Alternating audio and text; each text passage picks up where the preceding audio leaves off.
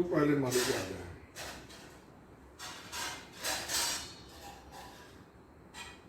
जय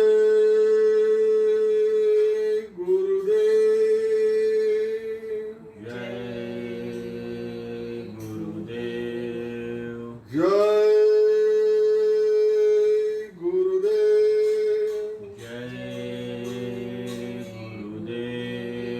जय गुरुदेव, जय गुरुदेव।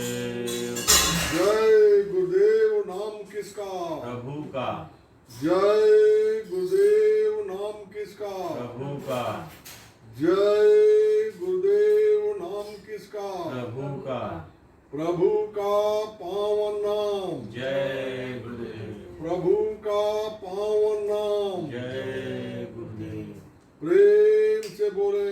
जय गुरुदेव।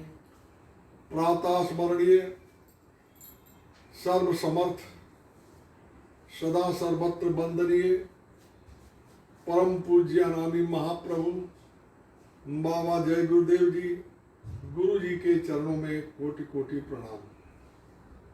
उपस्थित सभी सत्संगी प्रेमी बच्चे बच्चियों, मेरी आवाज को किसी भी माध्यम से सुन रहे सभी भक्तजन, सबको सादर सप्रेम जय गुरुदेव।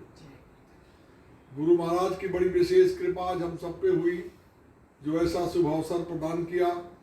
हम सब बैठ के प्रभु को याद करेंगे, गुरु से प्रार्थना करेंगे, गुरु के वचनों को याद करेंगे। ये मनुष्य जीवन के लिए बड़ा ही कल्याणकारी और उपयोगी समय है। जब अवसर उपलब्ध हो उसका लाभ अवश्य लेना चाहिए। सत्संग ही एक ऐसी चीज है जिसके जरिए से आपके कर्म की मैल कट सकती है। महापुरुषों ने कहा है कि सत्संग जल जो कोई पावे, मैल आई सब कट जावे, कट जाती है, दूर हो जाती है। तो इसलिए ये शुभ घड़ी बड़े ही भाग्य से वो प्रभु की जब बड़ी विशेष कृपा होती है तो ऐसा सत्संग का शुभ अवसर प्राप्त होता है। एक प्रार्थना बोली जाएगी जिसको आप लोग भी दोहराइएगा। पहले मैं बोलूंगा, फिर आप लोग एक साथ एक स्वर पे बोलिएगा।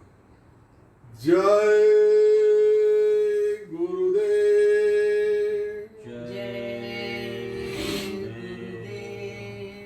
मेहर की नजर करो मेरी ओर, मेहर की नजर करो मेरी ओर, दया की नजर करो मेरी ओर, दया की नजर करो मेरी ओर, निस दिन तुम्हें निहारूं सतगुरु, निस दिन तुम्हें निहारूं सतगुरु, जैसे चंद चकोर, जैसे चंद चकोर, दया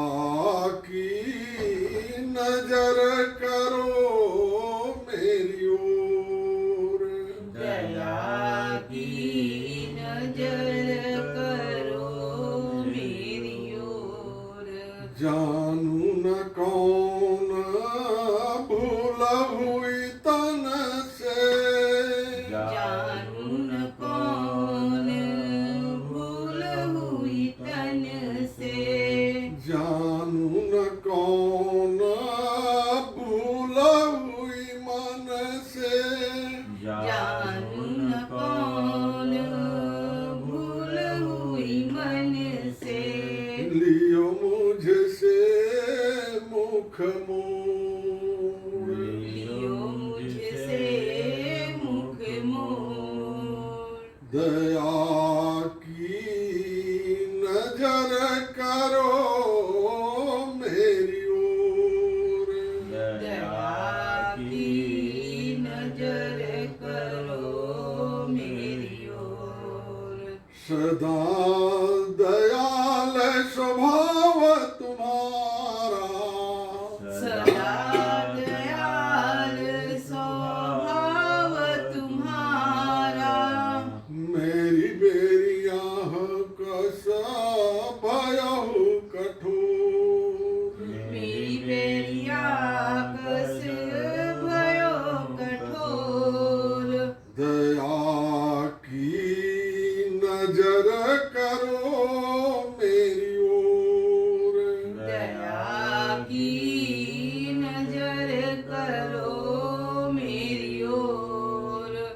बालक जानी चूक बिसराओ, बालक जानी चूक बिसराओ, आया शरण प्रभु मैं अब तोर, आया शरण प्रभु मैं अब तोर, दया की नजर करो मेरी ओर, दया की नजर करो मेरी ओर, शरणागत की लाज न राखो, शरणागत की लाज न राख्यो, मुझसे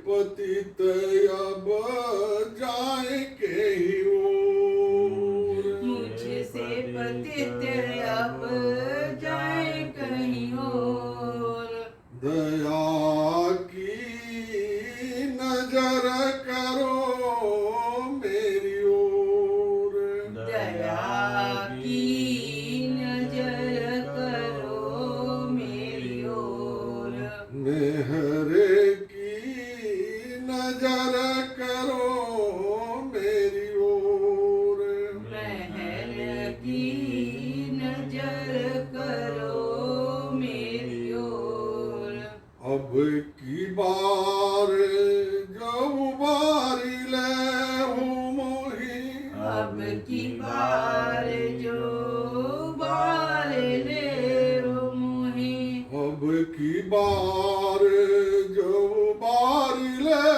हूँ मोही, अब की बार जो बार ले रो मोहे, फिर न धरब पग यही मगोर, फिर न धरब पग यही मगे ओर, दया की नजर करो मेरी ओर, दया की नजर करो मेरी ओर, और मेहर की नजर करो मेरी ओर, महर की नजर करो मेरी ओर, जय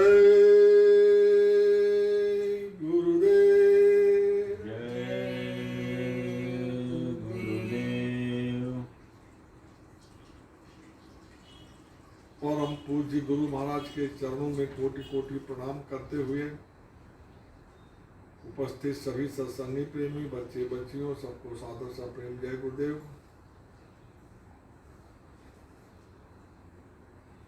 यह जीवन अनमोल मिला, ये उनकी बड़ी कृपा हुई। हमें मानव शरीर दिया और पूरा अधिकार दे दिया कि आप अपनी आत्मा को जगाओ, और आत्मा को जगा करके स्वयं का साक्षात्कार करो, और वो स्वयं का साक्षात्कार ही ब्रह्म का साक्षात्कार है। मगर ये होगा कैसे? इसके लिए समर्थ सदगुरु की जरूरत है, समर्थ गुरु की जरूरत है, पूर्ण गुरु की जरूरत है, जो इस चीज से भली भांति परिचित हो कि वो परमात्मा कैसे मिल सकता है। और यदि वो गुरु मिल जाए तो आपको उसे खुद को समर्पित कर देना चाहिए, यानी समर्पण भाव में आपको आ जाना चाहिए, उसके प्रति समर्पण भाव ले आओ। समर्पण का मतलब ये है कि जैसे आप अपने कपड़े को धोने के लिए लॉन्ड्री में धोबी को दे देते हो, तो आपके कपड़े को कैसे धोता है ये आपको पता नहीं है। आप उसको पूछने भी नहीं जाते कि भाई मेरे कपड़े को तुम क्या कर रहे हो।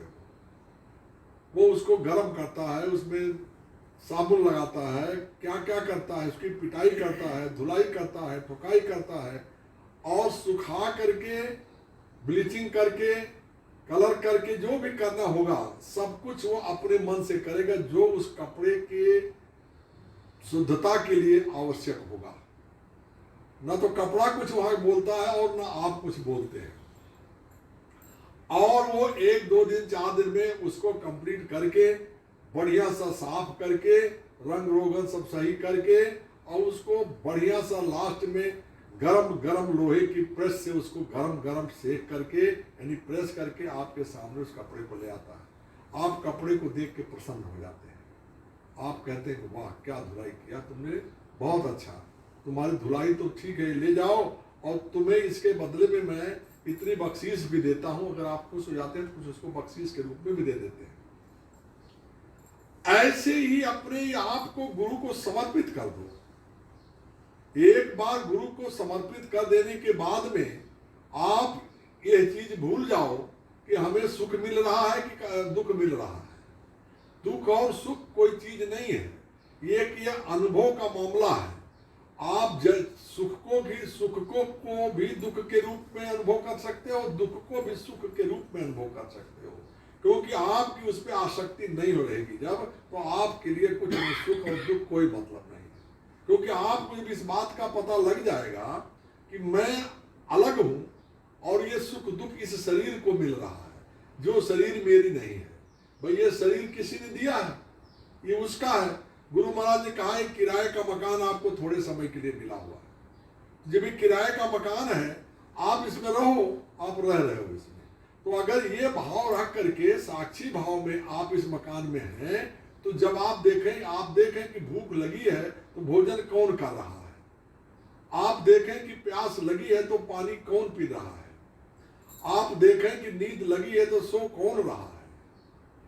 यानी आपको एक तरीके से इंस्पेक्टर, निरीक्षक, जनरल बना करके आपको इसमें बिठा दिया गया कि आप सारी चीजों को साक्षी भाव में देखो, करो कुछ नहीं, आपको करना कुछ नहीं है। इंस्पेक्टर कुछ करता नहीं है, सुपरवाइजर कुछ करता नहीं है, वो सिर्फ काम करने वालों को देखता है कि वो काम कैसे हो रहा है। ऐसे ही आप अपने शरीर के तमाम अंगों को, तमाम अंतराकरण की भावनाओं को, काम है, क्रोध है, लोभ है, मोह है, अहंकार है, आपके अंतराकरण की जो गति है, आपके हाथ पैर आंख कान नाक मुंह जो भी कुछ है, इन सब पे आप साक्षी भाव में निगरानी के रूप में रहो। आप देखो कि आपके मुंह से कोई गलत बात ना निकलने पाए, आप देखो कि आपके कान कोई गलत शब्द ना सुनने पाए, आप देखो कि आपके पैर किसी गलत जगह पे ना जाने पाए, आप देखो कि आपकी आंखें कोई गलत दृश्य ना देखें जिससे आपका मन चंचल हो, आप ये देखो कि नाकों से कोई गलत सुगंध ना आए जिससे मन विचलित हो। इस तरीके से आप देखो कि ऐसे शब्द कानों के द्वारा इस शरीर में आए जिनको सुन करके आनंद आवे, ना कि बेबल हो। तो ये सब चीजों का काम आपका था, देखने के लिए आपको ये मानव शरीर दिया, और इस मानव शरीर में आपकी जीवात्मा को दोनों आंखों के मध्य भाग में, यहाँ पे जहाँ पे छठवां चक्र है, तीसरा तिल है, वहां पे आपकी आत्मा को इस शरीर के मध्य भाग के सेंटर पे सेंट्रलाइज किया। शरीर के अंदर आत्मा नहीं है, लेकिन केंद्र वही है। उसी केंद्र पे, तीसरे तिल पे, उसी बैठक पे, वहां पे जो है यानी आपकी आत्मा की बैठक बनाई गई, और वहां से आपको एक दृष्टि दी गई। आपकी आत्मा की अपनी दृष्टि है, आपके शरीर की दो दृष्टि है। जो इस शरीर की दृष्टि से आप संसार की चीजें देखते हो, आपके शरीर में दो कान हैं जो संसार की बातों को सुनते हो, आपके नाक शरीर में दो हैं जो संसार की चीजों का आप अनुभव करते हो, उसकी सुगंध और दुर्गंध का अनुभव आप करते हो। लेकिन आपकी जीवात्मा में एक आंख है, एक नाक है, एक कान है, वो आपके अंदर की चीजों का अनुभव करेगी। उस आंख से आप साक्षी भाव में इस शरीर की गतिविधियों को आप देखें। तो जब आप साक्षी भाव में हो जाएंगे, कर्ता भाव में नहीं रहेंगे, तो भोक्ता भाव में भी आप नहीं आएंगे। क्योंकि जब आप कर्ता नहीं है तो भोक्ता भी नहीं बनेंगे, आप दृष्टा बनेंगे। यानी जब आप कर्म भाव में नहीं होंगे कि कर्म कर रहा है ये शरीर, आप देख रहे हैं। मन अगर कुछ कहता है तो आप उसको देख रहे हैं कि मन क्या कर रहा है, मन से क्या काम करवाने की जिम्मेदारी आपकी है। मन को समझा बुझा के गुरु के प्रति आस्था विश्वास पैदा करने की जरूरत है। ये जब संसार की तमाम हवस और वासनाएं, आशाएं, इच्छाएं आपकी खत्म होगी, तब तो वो गुरु के प्रति आपका आस्था विश्वास दृढ़ होगा। और जब गुरु के प्रति आपका आस्था विश्वास दृढ़ होगा, तब आपकी आत्मा के जागरण का प्रथम चरण शुरू होगा। ये कैसे होगा? ये ऐसे होगा कि आप अपनी इन तमाम सांसारिक चीजों को एक तरफ निचोड़ के आपको रखना पड़ेगा। एक महापुरुष किसी दरवाजे पे गए भिक्षा मांगने के लिए, तो भिक्षा मांगने के लिए वहां गए तो उस घर की एक नौजवान लड़की बाहर निकली, तो उसने कहा महाराज आप बैठिए, मैं थोड़ा सा यानी चावल आपको देती हूँ, लेकिन मेरे पास चावल तैयार नहीं है, धान है, मैं उसकी कुटाई कर देती हूँ और कुटाई करके वो धान निकाल करके चावल मैं आपको देती हूँ, आप लेकिन थोड़ा सा प्रतीक्षा आपको करना पड़ेगा। उन्होंने कहा बच्चा ठीक है, कोई बात, तुम्हारा श्रद्धा है, महापुरुष हैं उनको, क्योंकि महापुरुष कोई चीज मांगने के लिए कहीं नहीं जाते हैं, उनको कोई चीज की जरूरत नहीं है, लेकिन संसार को कुछ ज्ञान देना है, संसार को कुछ करना है, तो कोई न कोई बहाना बनाते हैं। कहा गिल्ले रोजी बहाने मौत, किसी बहाने से मौत आती, मौत डायरेक्ट नहीं आती। कभी कोई नहीं कहता कि भगवान ने इसको मार दिया, लोग यही कहते हैं इसको बुखार हो गया, टाइफाइड हो गया, हार्ट अटैक हो गया, ये गाड़ी से लड़ गया, भेड़ा हो गया, फलाना हो गया, पानी में डूब गया, क्या हो गया, कुछ न कुछ बहाना आपको सुनने को मिलेगा, और कोई ये नहीं कहेगा कि भगवान उसको उठा लेंगे, नहीं कोई कहेगा। ईश्वर दे गया, कोई ईश्वर अपने ऊपर जिम्मेदारी लेता नहीं, कोई न कोई बहाना आपके सामने आएगा। इसलिए कहा गया कि बहाना मौत का बहाना है, और किसी न किसी वसीले से आपको रोटी रोजी का जुगाड़ बैठ जाता है। तो वो जुगाड़ परमात्मा ही बैठाता है, लेकिन आधार कहीं न कहीं से बनाता है, क्योंकि आपको रोटी चाहिए तो उसका एक आधार बना देगा, उस आधार पे आप पकड़ोगे और आप उस परमात्मा के शुक्रगुजार होगे कि चलो ठीक है, आप देखो उसको दृष्टा, उसको भी साक्षी भाव में उस काम को भी आप करते चलो। तो उसने कहा कि मैं भगवान बैठिए और मैं चावल कूट के आपको देती हूँ। तो वो आज के जमाने जैसा कोई मशीनीकरण का युग नहीं था, तब लोग हाथों से चावल कूटा करते थे, ढेकी रखते थे, कूटने के लिए मुसल और ओखली होती थी, उसमें कुटाई करते थे, और अपना पहरुआ होता था मुसल से उस पर मारते थे, और होता दोनों हाथों से। तो उसकी दोनों हाथों में चूड़ियाँ थी, तो जब वो कूटती थी मुसल को, तो उससे क्या होता था कि उसकी चूड़ियों की आवाज़ खनखनाती थी। तो उसको लगा कि ये आवाज़ हमारी चूड़ियों की ज़्यादा हो रही है, तो ये बाहर जो महात्मा जी बैठे हुए हैं उनको शायद इससे कुछ दिक्कत हो। तो उसने क्या किया, अपने हाथ से सब चूड़ियां निकाल कर एक एक चूड़ी रखा सिर्फ हाथ में, एक चूड़ी साथ में, एक चूड़ी साथ में, जो कि चूंकि उनका मानता है कि हमारा सौभाग्य का, सुहाग का ये चिन्ह है, उसको एकदम जो सौभाग्यवती स्त्री होती है उसके हाथ में चूड़ियां होनी चाहिए, ऐसी मान्यता है सांसारिक। तो उस मान्यता के मुताबिक एक एक रखा, बाकी उसे निकाल करके और फिर उस चावल की कुटाई की। जब वो चावल कूट करके लेकर के बाहर आई, तो महात्मा जी ने कहा कि बेटा तुम शुरू में जब करे तो बड़ी आवाज हो रही थी, और बाद में एकाएक आवाज बंद कैसे हो गई?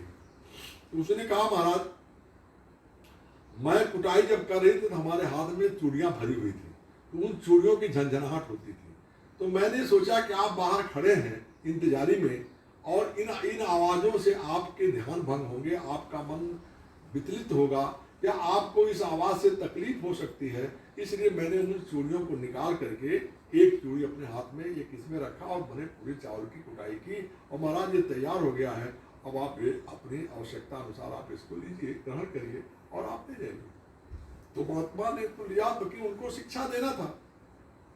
इसी बहाने उन्होंने कहा इसी तरीके से ये संसार के तमाम विचारों को, तमाम चीजों को आप अपने मन से निकाल के बाहर कर दो, आप अपना समर्पण परमात्मा के प्रति कर दो, अपनी जिज्ञासा परमात्मा के प्रति लगा लो, यानी ये बना लो मन में भाव कि मुझे परमात्मा को प्राप्त करना है। परमात्मा स्वरूप गुरु स्वयं साक्षात्कार इस धरती पर गुरु परमात्मा का ही रूप होता है संसार में वर्तमान स्थिति में। उसको पाना है अगर आपको, तो आपको अपनी तमाम इच्छाओं को, तमाम चीजों को हटाना पड़ेगा। तब जब एक चीज रह जाएगी, केवल गुरु यानी सदगुरु ही आपके अंदर रह जाएगा, तो वही गुरु सदगुरु उसका नूरी स्वरूप आपके अंदर प्रकट हो जाएगा। तो इसलिए कहा उसने क्या कि भाई आपको अगर परमात्मा को चाहिए तो क्या करना है, बोले दिल का हुजरा साफ कर, जाना को आने के लिए एक दिल लाखों तमन्ना, उस पे फिर लाखों हविस, फिर ठिकाना है कहाँ उसको बिठाने के लिए, कहाँ बिठाओगे उसको? एक आपका हृदय है, दिल है, और उस मन में तमाम चीजों की ख्वाहिशें हैं, और उसमें बहुत ज्यादा से ज्यादा आपकी चाहत है, तो वो परमात्मा किधर बैठेगा, किस जगह पर बैठेगा? कोई मेहमान आपके पास आता है तो उसको बैठने के लिए आप कोई व्यवस्था देते हैं ना, कुर्सी साफ करते हैं, सोफा साफ करते हैं, कोई जो भी है इंतजाम में नहीं है तो चटाई ही बिछाते हैं। जिसके पास जैसी व्यवस्था है वो मेहमान के बैठने की व्यवस्था बनाता है, भाई मेहमान आएंगे यहाँ बैठे। तो परमात्मा आपके अंदर ही है, कहीं बाहर नहीं है। लेकिन यदि वो परमात्मा प्रकट हो तो आप कहाँ बिठाएंगे? तो इसके लिए उन्होंने कहा कि दिल का हुजरा साफ कर जाना कमाने की, उसको बिठाने के लिए आप इन सब चीजों को खत्म करो, इन विचारों को खत्म करो और अपने दिल को साफ करो। जब वो साफ हो जाएगा तकत, तो उस तकत पे परमात्मा प्रकट हो जाएगा। परमात्मा कहीं बाहर नहीं है, आपके अंदर ही है। आप अपने आप को कर्ता समझ के बैठे, गलती यही हो गई। मनुष्य ये समझता है कि मैं कर रहा हूं, ये कर्ता भाव उसके अंदर जो आया, ये सबसे ज्यादा हानिकारक मनुष्य के लिए है। अगर वो साक्षी भाव में हो जाए, ये समझे कि सब कुछ परमात्मा कर रहा है, वही करा रहा है, सब कुछ उसी की किया कराया खेल है, मैं इस चीजों को साक्षी भाव में देखे, सुख हो तो भी दुख हो तो भी, तो आपको सुख दुख में कोई परेशानी नहीं होगी। सामान्य भाव में आप चलेंगे, क्योंकि फिर परमात्मा आपका रक्षक हो जाएगा। आपकी पुकार पे परमात्मा आएगा, आपके कष्टों को परमात्मा दूर करेगा। परमात्मा कहीं दूर नहीं, आपके अंदर ही प्रकट होकर के वो शक्ति प्रकट होगी। जैसे एटॉमिक पावर हर पदार्थ के अणु उसमें टुकड़े में है, एक छोटा सा टुकड़ा भी कोयले का, उसमें भी एटॉमिक एनर्जी, पत्थर का टुकड़ा उसमें भी एटम पावर है। लेकिन उस एटम पावर को जागृत करने का वैज्ञानिक तरीका है। उस वैज्ञानिक तरीके से जब उस एटम पावर का विस्फोट होता है तो एक छोटे से एक कोयले के टुकड़े में बहुत बड़ी एनर्जी पैदा हो जाती है। ऐसे कोयला जला तो पूरा जल के राख हो जाएगा, कुछ नहीं निकलेगा उसमें से। लेकिन जब एटॉमिक तरीके से उसमें से ऊर्जा निकाली जाती है तो वो ऊर्जा बहुत ज्यादा विस्तारित होती है और बहुत काम हो सकता है। यानी जो टनों में काम होगा कोयले का, वो ग्राम के कोयले में भी वो पावर आ सकता है, इतना बड़ा ताकत उसके अंदर है। ऐसे ही आपके अंदर जब एटॉमिक विस्फोट होगा, आपके अंतर मन में एटॉमिक विस्फोट होगा, आपकी आत्मा उस एटॉमिक विस्फोट के मुताबिक जब जागृत होगी, तब आप कह सकोगे कि हम ब्रह्म, अनल हक, मैं ही ब्रह्म हूँ, मैं ही भगवान हूँ। वो भगवान कहीं अलग नहीं, आपके अंदर ही। लेकिन आपको, आप कर्ता भाव में फंस जाते हैं, आप इस बात को नहीं समझ पाते हैं। हमारा जीवन तो उसी कठपुतली जैसा है। जैसे आपने कठपुतली का नाच देखा, कठपुतली क्या होते कि दो आर्टिफिशियल पुतले बना लिए जाते हैं और उसके हाथ पैर हर जगह से, गर्दन से, सब जगह से ऐसा धागा निकाल करके पीछे से, पर्दे के पीछे एक आदमी खड़ा रहता है। तो कठपुतली की नाच बहुत अच्छी होती है। वो उसको उन धागों को ऐसे जैसे चलाएगा जिस तरीके से, आप दर्शक नहीं देखेगा उसको, दर्शक को पता नहीं है, लेकिन उन्हीं धागों के चलाने पे वो कठपुतली नाचती है और लोग वाह वाह करते हैं कि क्या नाच रही कठपुतली जो है। और जैसे वो धागा बंद कर देगा, अपना उंगली इशारा बंद कर देगा, धागों को छोड़ देगा, बंद कर देगा, तो जहां है वहीं वो खड़ी हो जाएगी। ऐसे ही आपका ये जीवन है, आप कठपुतली हैं। परमात्मा ने आपको इस रंगमंच पे उतारा है। यहाँ पे सामने जो जनता बैठी हुई है उसको देखने के लिए आपके कर्मों के नाच हो रहे हैं। आप अपने कर्मों को आपको करना है, लेकिन आप कर्ता भाव में आकर के कर्ताभिमान में आप आ जाते हैं। और जब आप कर्ता भाव में आते हैं तो कर्म बंधन में आप हो जाते हैं, तब आपके ऊपर कर्म का बंधन लग जाता है। और यदि आप साक्षी भाव में रहें तो कुछ भी आप करें, कोई भी काम आप करें, आपके मन में कर्ता भाव नहीं है, कर्तापन का अभिमान नहीं है, आप ये मान के चल रहे हैं कि ये शरीर परमात्मा का दिया हुआ है, ये धन दौलत रुपया पैसा सब परमात्मा ने इसी शरीर के लिए दिया है, बाल बच्चे परिवार जो भी कुछ दिए हैं इसी शरीर के लिए दिए हैं, इसमें मेरा कुछ नहीं है, मैं सिर्फ इसको देख रहा हूं। तो आपके ऊपर कोई कर्म बंधन नहीं होगा। और जब कर्म बंधन नहीं होगा तो आपको यहाँ को रोक नहीं सकता है। आप मनुष्य जन्म जो आपको मिला, ये मनुष्य जीवन आपका सफल हो सकता है और सफल होकर के यानी आप आवागमन के चक्र से छूट सकते हैं। कर्ता भाव में हो, आप उसी भाव में रहें कि जैसे ये समझें कि जैसा परमात्मा इशारा कर रहा हो वैसा हम चल रहे हैं, जैसा वो कठपुतली नाच रही है ऐसे हो रहा, वो बंद करे। रोज आप देखते हैं कि ये तमाम कठपुतली की नाच बंद हो रही है। आज कोई है, कल वो नहीं रहता है, परसों कोई नहीं रहता, नरसों कोई नहीं रहता, रोज लोग जा रहे हैं, उनकी नाच बंद हो रही है। तो नाच बंद होने का मतलब कि परमात्मा ने वो डोर खींच ली और बात खत्म हो गई, वो इस शरीर से बाहर हो गया, आत्मा निकल गई, जो उसका कर्म उसके साथ चला गया। तो आप इतना सब देखते हुए हमेशा फिर कैसे आप इस बात को मान लेते हैं कि संसार की सारी चीजें मेरे लिए हैं, हमको छोड़ के नहीं हो सकता है, हम इसके दिए हैं, ये मैंने इसको पैदा किया या मैंने इसको बनाया है, मैं इसको कर रहा हूं, जो मैं का भाव है यही आपके लिए बंधन का कारण बनता है। अगर मैं का भाव आप हटा लें तो कोई बंधन कारण नहीं। परमात्मा को पाने के लिए सरलता बहुत जरूरी है।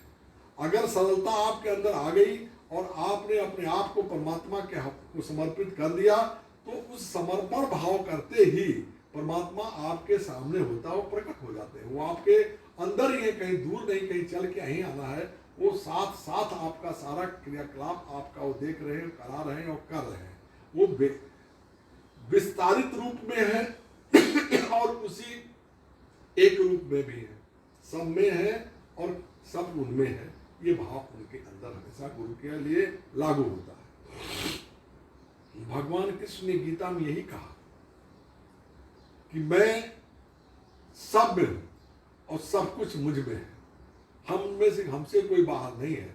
हम संसार की जितनी चीजें हैं, जो लोग हैं, इन तमाम लोगों के लिए रोज की व्यवस्था मैं करता हूं, मैं करता हूं। अब जिसको इसमें विश्वास हो जाए कि ये करने वाला परमात्मा ही है, नित्य की व्यवस्था परमात्मा ही करेगा, हमारा दुख तकलीफ परमात्मा निर्धारित करेगा, तो फिर वो संग्रह नहीं करेगा। एक महान आचार्य थे, साधु, उनका आश्रम छोटा सा घर था, वो आश्रम तो घर ही है, गृहस्थ आश्रम में रहते थे, उनकी देवी जी थी। लेकिन वो कोई चीज कल के लिए नहीं रखते थे। जो आज है आज ही उसको खत्म होना है, कल नहीं रखना है। जो आज कर लो बात खत्म, कल नहीं रखना। तो जो एक दिन दिवाली का, जिसे दिन है कल दिवाली है, आज शाम को कोई आया और आ करके उनको, एक बच्चा आया, बोला कि ये रख लो कल दिवाली आपके लिए। बोले नहीं नहीं, हमको भाई दिवाली कल है, कल चीज कल देखी जाएगी, आज हम नहीं रख सकते।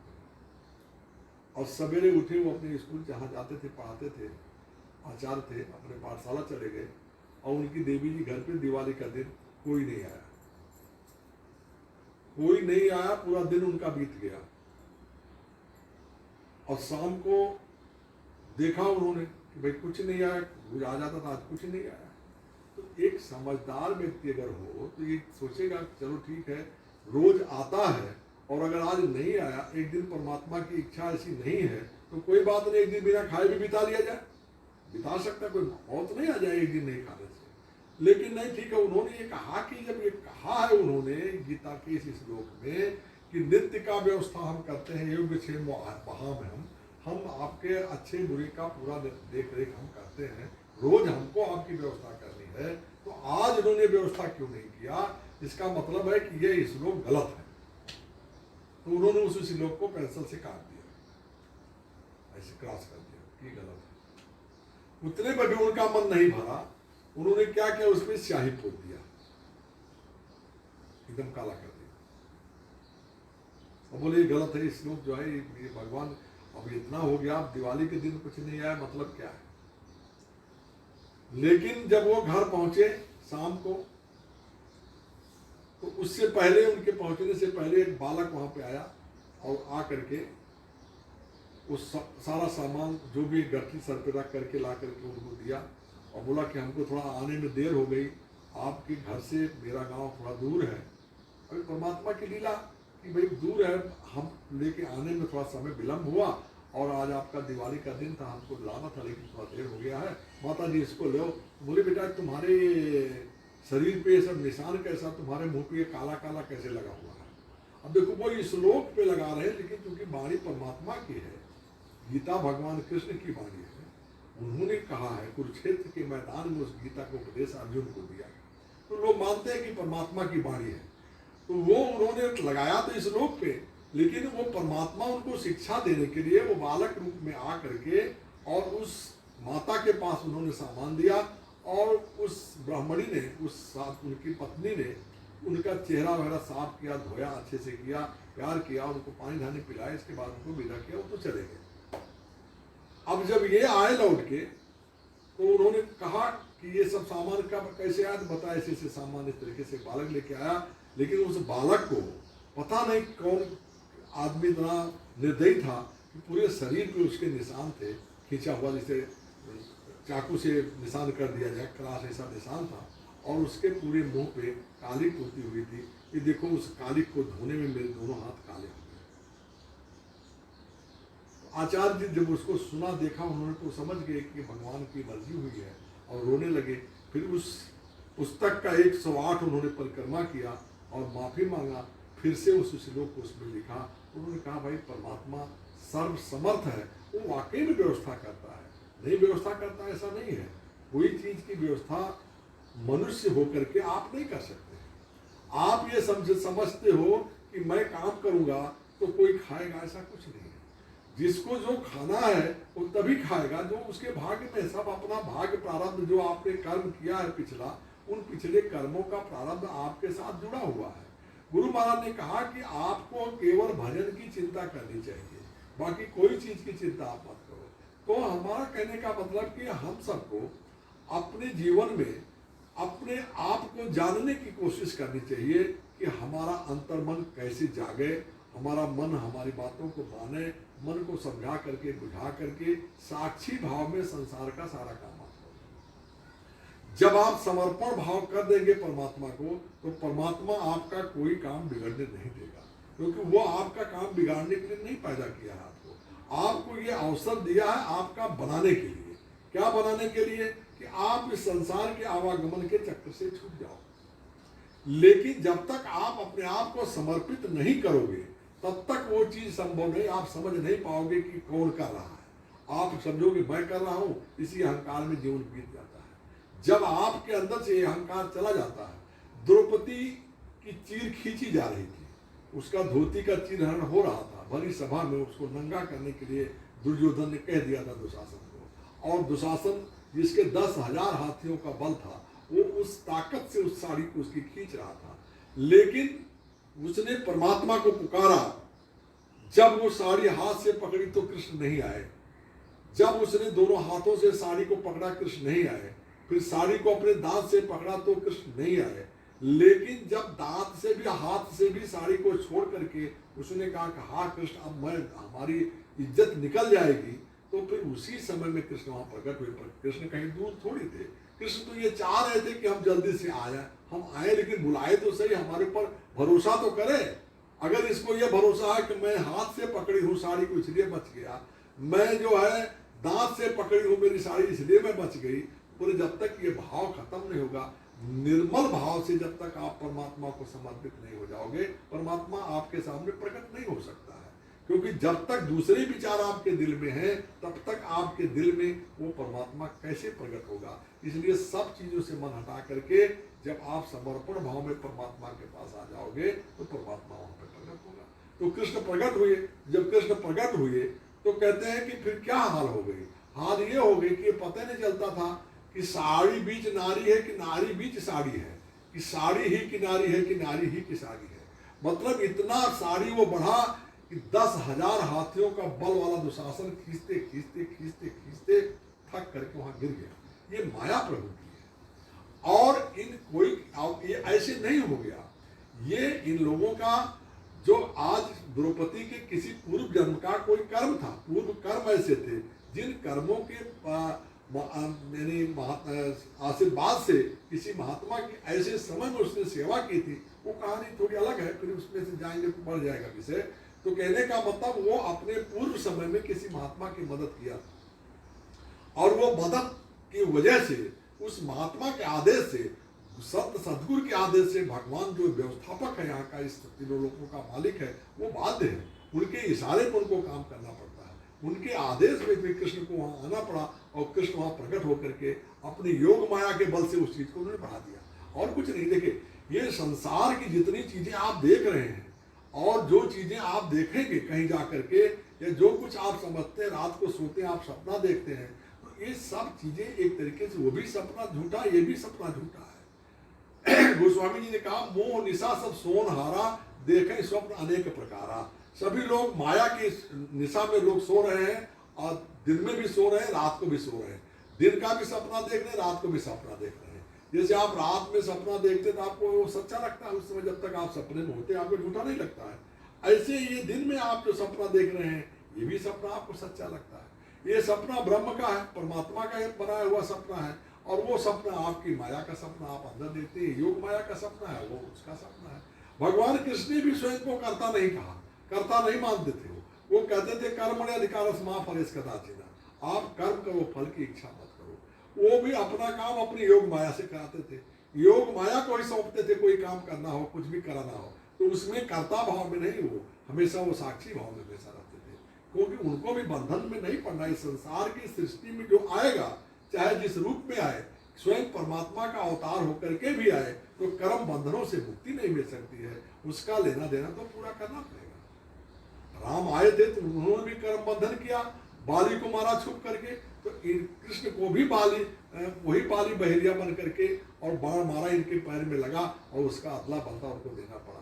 तो राम को और कृष्ण को अगर अपना अदला बदला देना पड़ सकता है, तो हम आप इंसान मनुष्य शरीर में सामान्य रूप में आए हैं, तो क्या हमें अदला बदला नहीं देना पड़ेगा? देना पड़ेगा।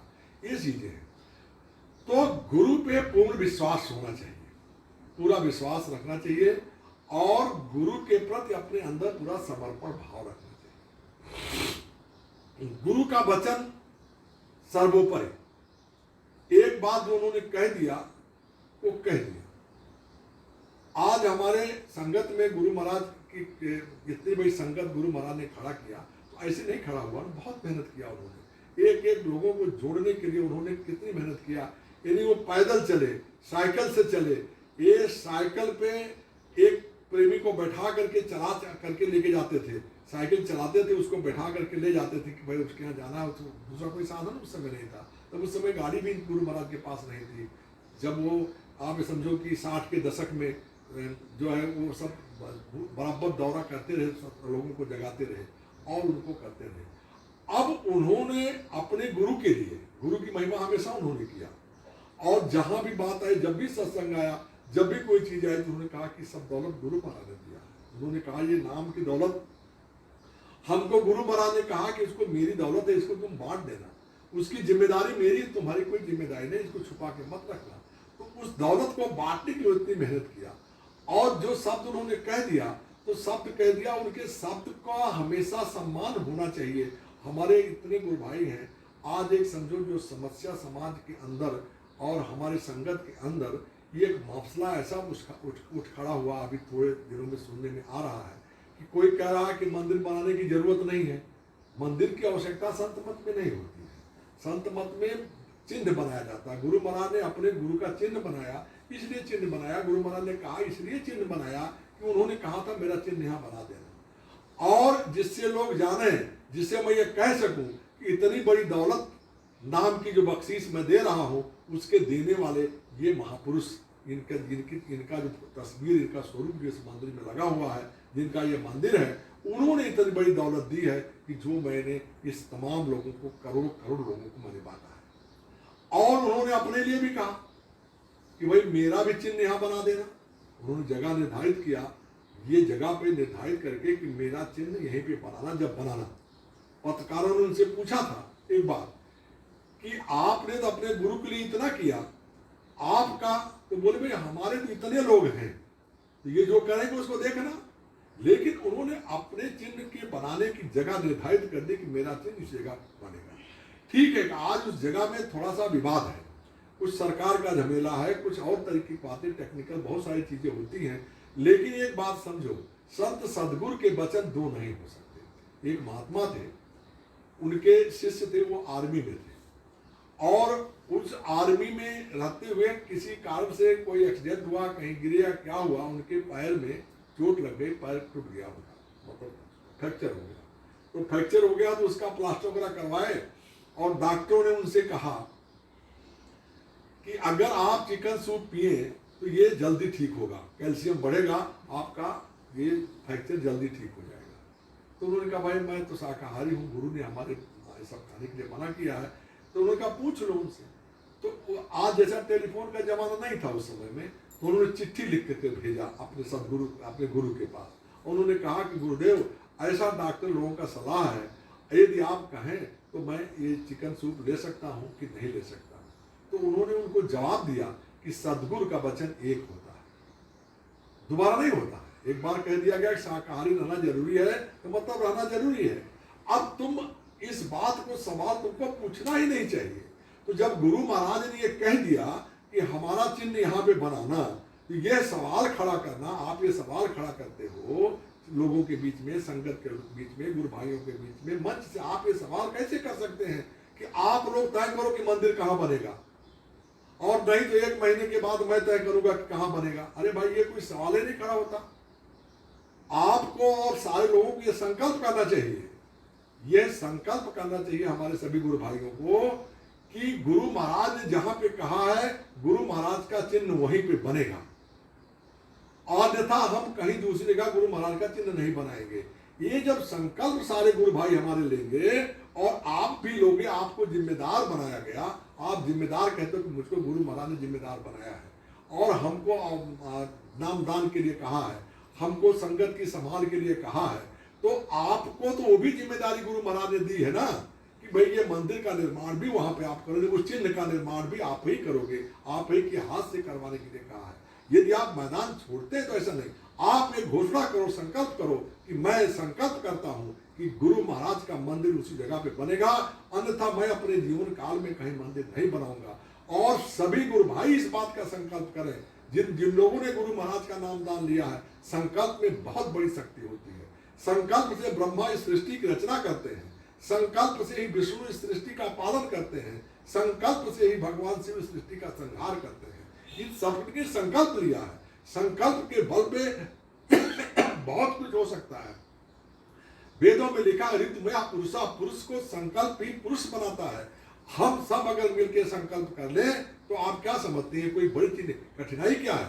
ये भारत गुलाम था, अंग्रेजों के गुलामी में जकड़ा हुआ था, और लोगों को जो क्रांतिकारी थे, जो स्वतंत्रता सेनानी थे, वो लोगों को बोलने की इजाजत नहीं थी, कहीं कुछ बात बोल नहीं सकते थे सरकार के खिलाफ। वो जंगलों में चले जाते थे, पेड़ पौधों से कहते थे कि मैं आजाद करा लूंगा, मैं आजाद करा लूंगा, मैं आजाद करा लूंगा। कितनी बार आप सत्संग में इस बात को कह चुके हैं मंच से, और आप ही की वाणी से लोगों ने इस बातों को सुना है।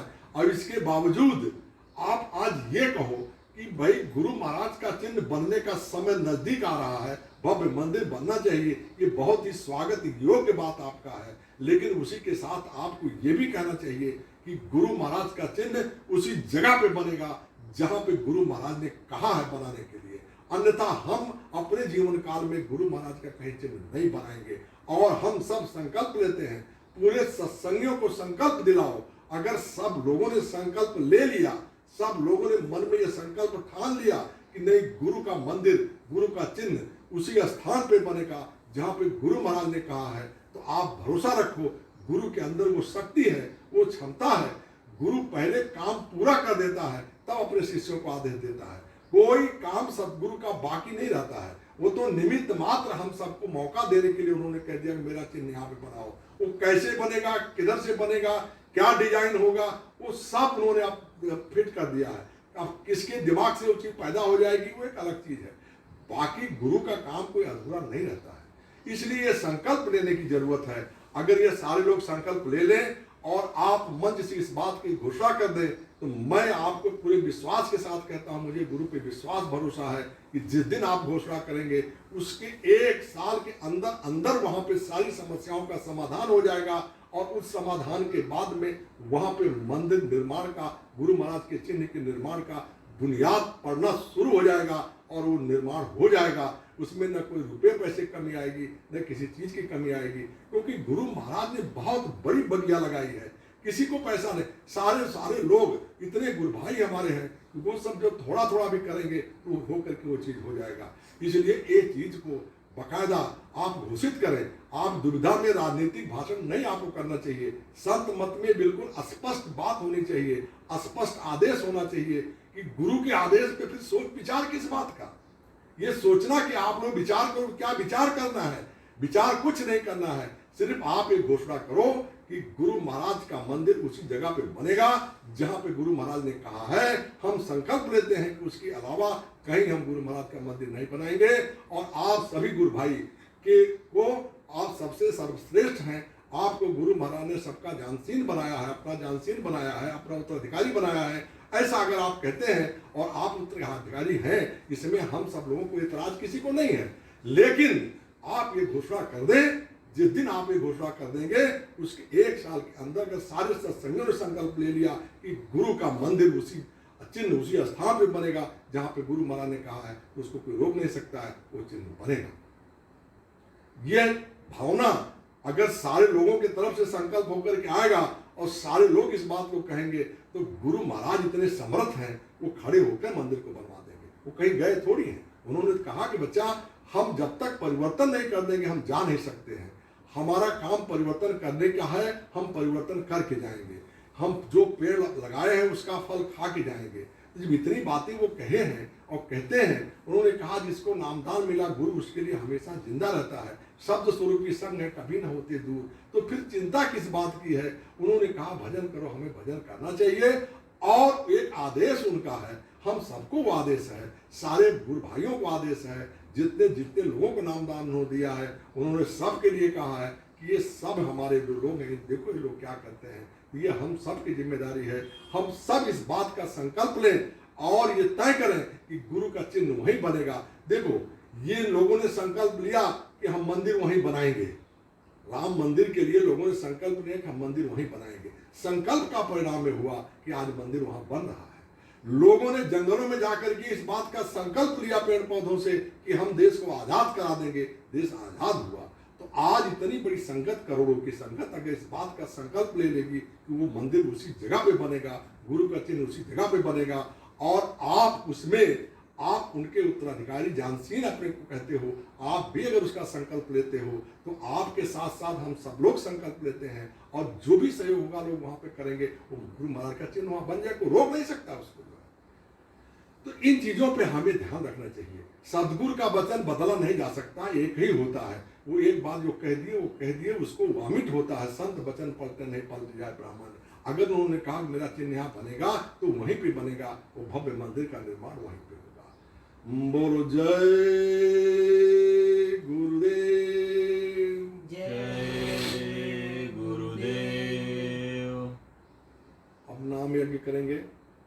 जय गुरुदेव, जय गुरुदेव, जय गुरुदेव, जय जय गुरुदेव, जय गुरुदेव, जय गुरुदेव, जय गुरुदेव, जय जय गुरुदेव, जय गुरुदेव, जय गुरुदेव, जय गुरुदेव, जय जय गुरुदेव, जय गुरुदेव, जय गुरुदेव, जय गुरुदेव, जय जय गुरुदेव, जय गुरुदेव, जय गुरुदेव, जय गुरुदेव, जय जय गुरुदेव, जय गुरुदेव, जय गुरुदेव, जय गुरुदेव, जय जय गुरुदेव, सब देवन के देव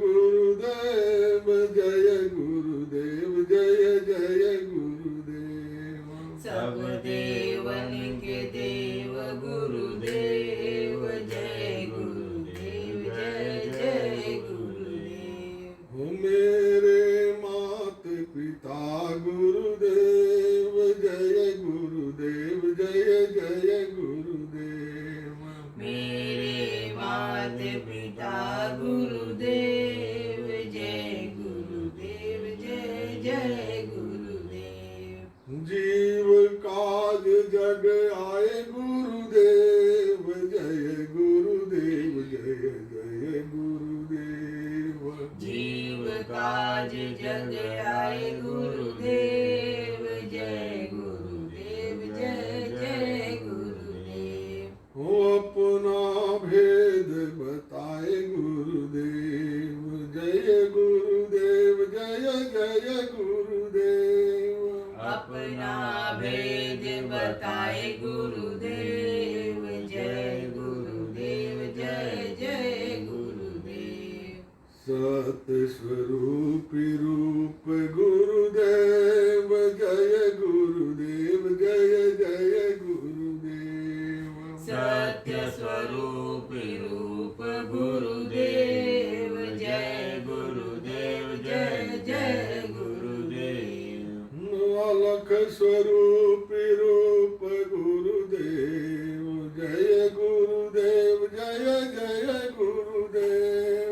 अलख स्वरूपी रूप गुरुदेव जय गुरुदेव जय जय गुरुदेव।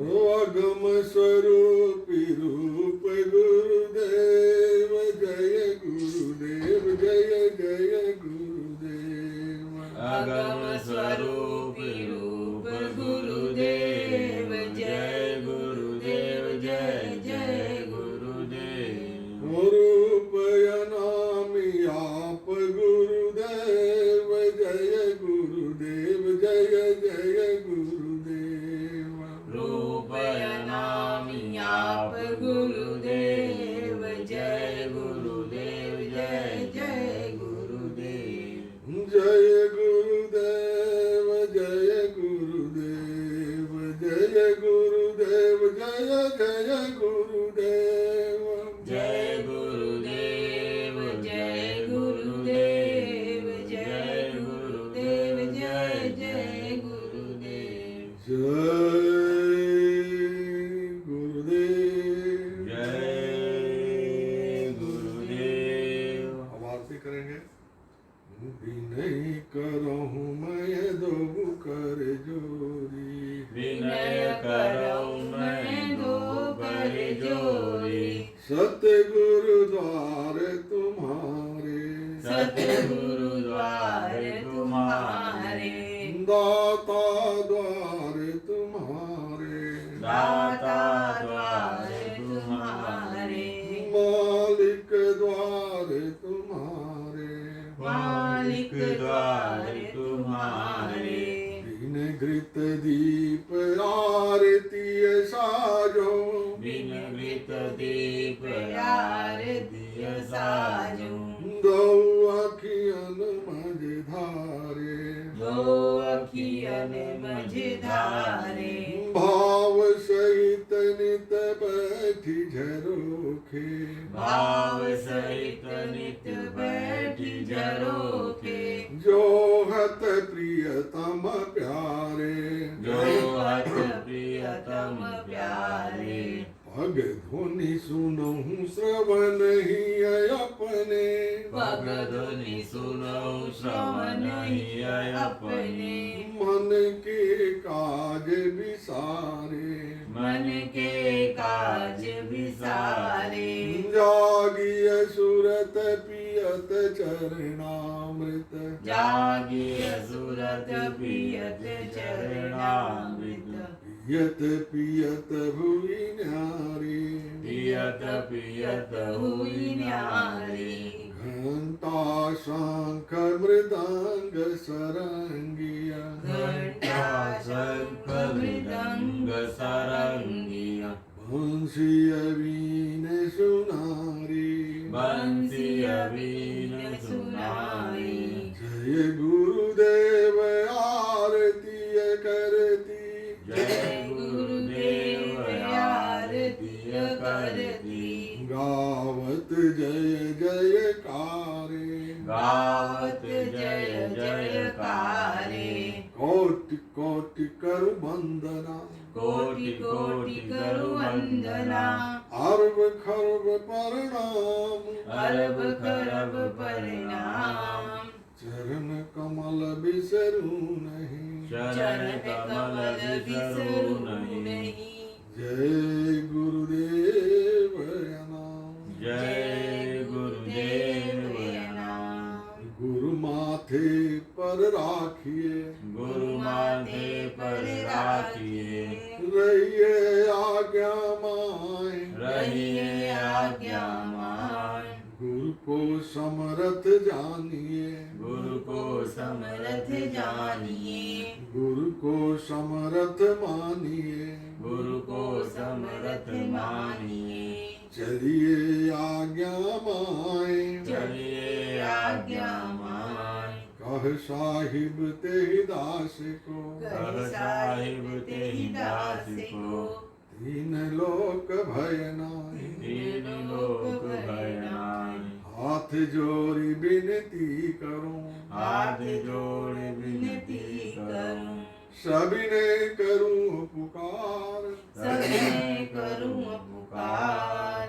साधु संग नित देव मोहि, साधु संग नित्य देव मोहि, परम गुरु दातार, परम गुरु दातार, तुम्हि निवेदित भोजन करहि, तुम्हि निवेदित भोजन करहि, प्रभु प्रताप प्रभु प्रसाद पट भूषण धरहि, प्रभु प्रसाद पट भूषण धरहि, सब साधन कर यह फल सुंदर, सब साधन कर यह फल सुंदर, प्रभु पद पंकज प्रीत निरंतर, प्रभु पद पंकज प्रीत निरंतर, गुरु पद पंकज प्रीत निरंतर, गुरु पद पंकज प्रीत निरंतर। बोलो जय गुरुदेव। जय गुरुदेव। बाबा जी का कहना है शाकाहारी रहना है, हिंदू मुस्लिम सिख ईसाई शाकाहारी हो जाओ भाई, बीमारियों से जो बचना है शाकाहारी रहना है। बोलो जय